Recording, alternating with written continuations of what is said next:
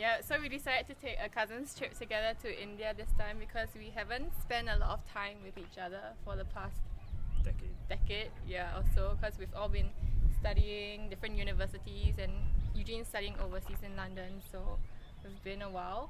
I think my favourite part is actually driving around the safari and looking for the tigers. I mean, I know safaris are quite a common thing around the world, especially in Africa, but it's different. It's a different experience altogether because in Africa you see animals pretty much all the time, whereas here you're kind of made to work for it and you have to kind of pay attention to your surroundings. So it actually, in a way, kind of feels like you have to earn the right to to spot the tigers and everything. And I mean, it's thrilling, like the fast car rides. It's kind of like a film sort of scene where you're like chasing after something. Yeah, reversing on like high speed. And I think like the safaris really like open our eyes to the passion that the rangers have. I feel like they're so excited, even though they've seen so many tigers before.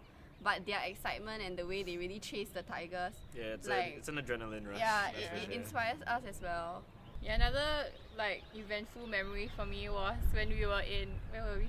Delhi? Yeah, we were in Delhi and we were just like, after dinner we decided to crash an Indian wedding. And it was like so amazing because it was the first time any of us actually attended an Indian wedding. And they welcomed Yeah, they welcomed us and they were like forcing us, like, okay, not forcing us, but they were like insisting us to eat. And we were so full and we were like trying to dance and stuff. I think we really saw the culture of the Indian people. Yeah, they're so very welcoming and they're like people who... It's a culture shock, but it's a good culture shock. Really want you to experience the Indian lifestyle. Like the best way to discover and explore a city is always to have someone who actually lives here and knows the culture and the place as well. So that's definitely helped and it's made the whole trip a lot smoother and it's been enjoyable the entire way. I think another thing is like language barrier. Most of the people here speak Hindi. And there are other like different dialects in the different states and cities.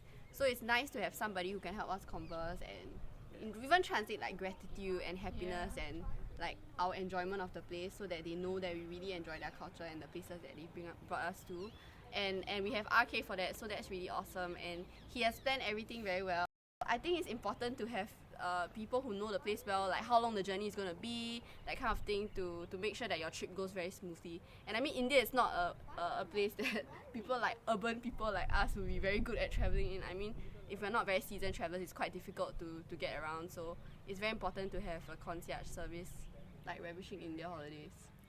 And this is where you cut to the picture of RK. So that's where you book your trip now.